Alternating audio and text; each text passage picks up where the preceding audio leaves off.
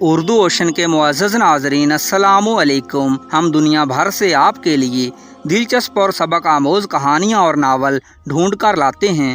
ہماری حوصلہ افزائی کے لیے ہمارے چینل کو سبسکرائب کر دیجئے، شکریہ۔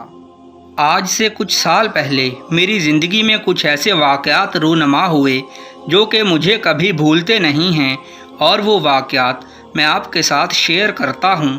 میرا نام عثمان ہے۔ میری زندگی کا سفر کچھ یوں تھا۔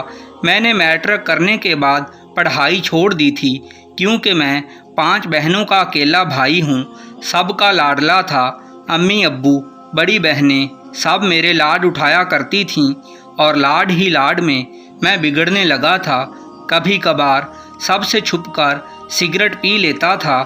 جیسے ہی موقع ملتا دوستوں کے ساتھ بیٹھ کر سگریٹ کا دھواں اڑایا کرتا تھا۔ ابو کو جب پتہ چلا تو اس نے مجھے بہت بار روکا اور ان دوستوں کے ساتھ گھومنے پھرنے سے منع کیا، لیکن جوانی تھی، بھلا کب کسی کی بات سنتا میں۔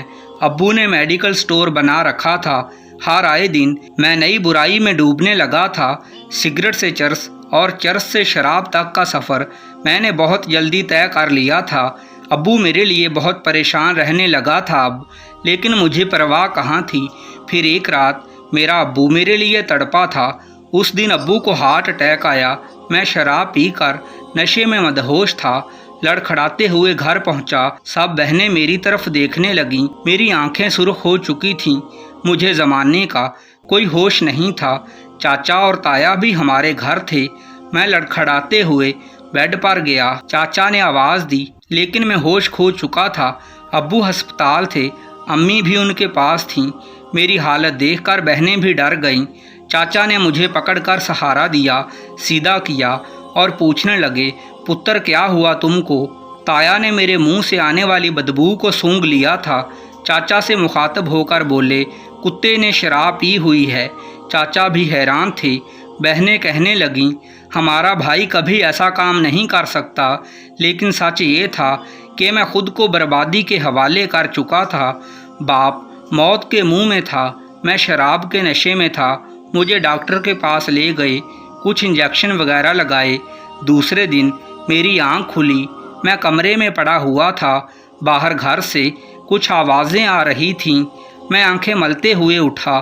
باہر دیکھا، محلے والے ابو کی عیادت کے لیے آئے ہوئے تھے۔ ابو کو فالج کا اٹیک ہوا تھا۔ وہ اب چل نہیں سکتے تھے، نہ ہی اب اٹھ سکتے تھے۔ میں خود کو کوس رہا تھا۔ ابو کے پاس گیا۔ ابو کچھ بول بھی تو نہیں سکتے تھے۔ ماں اداس بیٹھی ہوئی تھی۔ شام کا وقت ہو چکا تھا۔ مجھے شراب پینے کی طلب ہونے لگی۔ میں بس کسی طرح بہانہ بنا کر گھر سے جانا چاہتا تھا۔ ہلکا سا اندھیرا چھا گیا تھا۔ میں دوستوں کے پاس پہنچا اور خوب شراب پی لی۔ رات کے 12 بجے گھر آیا۔ ہر روز کا یہ معمول ہونے لگا۔ چاچا اور تایا نے 1-2 بار مجھے بہت مارا بھی تھا، لیکن میں اب نشہ نہیں چھوڑ سکتا تھا، بے بس ہو گیا تھا۔ ماں نے مجھے واسطے بھی دیے، بہنوں نے قسمیں بھی دیں، لیکن وہ لمحہ ایسا تھا، میرا وجود میرا نہ رہا تھا، اپنے آپ پر قابو نہ رکھ سکتا تھا۔ زندہ رہنے کے لیے نشہ کرنا ضروری تھا۔ دن بعدن گھر کے حالات خراب ہونے لگے۔ آخر چاچا تایا بھی کتنے دن ہمارا بوجھ اٹھاتے۔ میری منگنی تایا کی بیٹی کے ساتھ ہوئی تھی، جو ایم اے کر رہی تھی۔ مجھے شرابی کہہ کر رشتہ ختم کر دیا گیا۔ آخر کون بھلا اپنی بیٹی کسی شرابی کو دیتا؟ لوگوں نے کہا اسے نشہ چھوڑنے والے ادارے میں چھوڑ آؤ، لیکن امی مجھے خود سے دور نہیں کرنا چاہتی تھی۔ ابو کی صحت پر کافی پیسہ خرچ ہو رہا تھا۔ صرف بہنوں کی ٹیچنگ سے جو پیسے آتے تھے وہ گھر چلانے کے لیے کل سرمایہ تھے۔ ابو میرے غم میں آئے دن مزید بیمار ہوتے جا رہے تھے۔ کسی نے کہا کہ اگر عثمان کی شادی کروا دیں تو ہو سکتا ہے سدھر جائے۔ امی اور بہنوں نے اس کی مخالفت کی۔ ہم کیوں کسی کی بیٹی کی زندگی کو جہنم بنائیں۔ ایک دن ایک رشتے کروانے والی آئی۔ امی سے کہنے لگی، ایک لڑکی ہے، اس کے ماں باپ نہیں ہیں، نانا نانی نے اسے پڑھایا لکھایا، اس کی شادی ہوئی تھی، لیکن صرف 10 دن بعد ہی اسے طلاق ہو گئی۔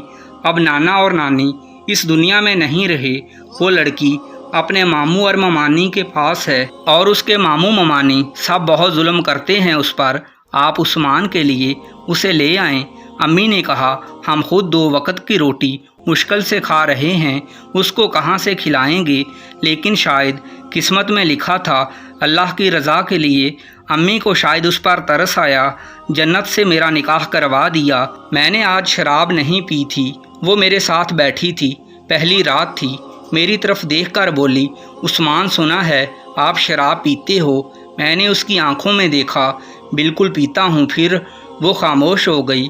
उस रात मैंने कोई नशा ना किया था। 2 दिन तो नशे के बिना गुजर गए, लेकिन फिर वही रूटीन शुरू। मैं शराब पीकर घर आया। जन्नत ने सब बहनों से कहा था, इसे कोई ना संभाले। जन्नत मेरा हाथ थाम कर मुझे कमरे में ले गई, मुझे बेड पर लिटाया। मैं सो गया। सुबह आँख खुली, नशा उतर चुका था। वो मेरे पास आई, मुझे कहने लगी, उस्मान उठो, मुंह हाथ धो लो। मैं उसकी तरफ देखने लगा। उसने मुझे 500 रुपये निकाल कर दिए। कहने लगी, उस्मान जाओ, शराब पी आओ और रात को वापस ज़रूर आ जाना, और मुझे बताओ खाने में क्या खाओगे रात को। मैं हैरान था, ये क्या बोल रही है। मैंने भी बेशर्मों की तरह पैसे लिए और घर से बाहर निकल गया। रात को आया, वही रूटीन। दूसरे दिन उसने फिर मुझे पैसे दिए और घर के काम करने लगी। मैंने पूछा, जन्नत तुम ऐसा क्यों कर रही हो, तुम क्यों मुझे पैसे देती हो। लेकिन वो खामोश रही। फिर मैंने कहा, जन्नत बताओ तुम मुझे क्यों पैसे देती हो। बोली, उस्मान तुम जाओ शराब पियो जाकर। ये कहते हुए जन्नत की आंखों में आंसू आ गए। मैंने पूछा, जन्नत क्या हुआ।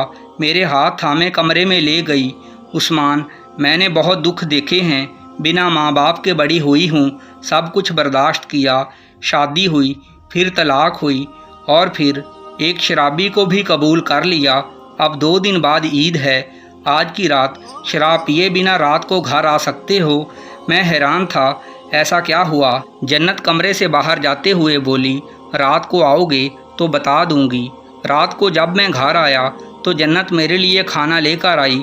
मैं जानने के लिए बेचैन था, जन्नत क्या बताना चाहती थी। रात के 11 बजे मैंने देखा बहनें कमरे में बैठी हुई थीं। एक बहन बोली, अम्मी हमने ईद के लिए कपड़े नहीं लेने।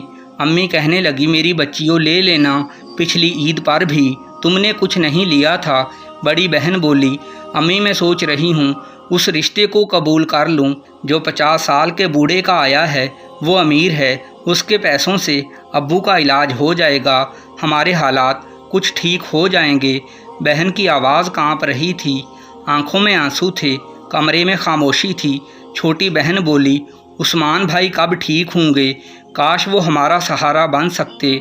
जन्नत मेरे पास खड़ी थी, हम छुप कर उनकी बातें सुन रहे थे। तीसरे नंबर वाली बहन बोली, अम्मी आप मेरी शादी उस आदमी से कर दें जो शराब पीता है, लेकिन वो भी पैसे वाला है, उसके पैसों से भी हमारे घर के 100 काम चल जाएंगे। अगर ये मुमकिन नहीं तो हम भी शराब पिया करेंगी और भाई की तरह दुनिया की फ़िक्रों से आज़ाद होकर बिस्तर पर पड़ी रहेंगी। उनकी ये बातें सुनकर मेरा कलेजा फटने लगा। मेरा दिल किया ज़मीन फट जाए और मैं धंस जाऊं। मैं शराब में डूबा था और मेरी बहनें बर्बादी को सीने से लगा रही थीं। मैं बहुत रोया, घर से बाहर चला गया, रात भर बाहर रहा, दूसरे दिन भी घर ना आया। मुझे शराब पीने की होश ही ना थी। मैं अब कुछ करना चाहता था। 2 दिन बाद घर गया, मेरे पैरों तले से ज़मीन निकल गई। चंद अजनबी लोग हमारे घर आए हुए थे। दरवाजे पर 3 कारें खड़ी थीं, जिनमें से एक सजी हुई थी। मैं हैरान होकर घर में दाखिल हुआ तो जन्नत ने मुझे बताया कि बड़ी आपी की आज शादी है, उसकी बारात आई हुई है। मैंने गुस्से से चिल्लाते हुए कहा कि दफ़ा हो जाओ मेरे घर से, मैं अपनी बहनों की शादी किसी बूढ़े और नशई के साथ नहीं करने दूंगा। चलो बारात लेकर वापस भाग जाओ। मैं अभी इस काबिल हूँ कि अपनी बहनों की शादी अच्छी जगह कर सकूँ और बाप का इलाज करवा सकूं। मेरी बहनें खुशी से रो रही थीं और माँ भी बहुत खुश थी।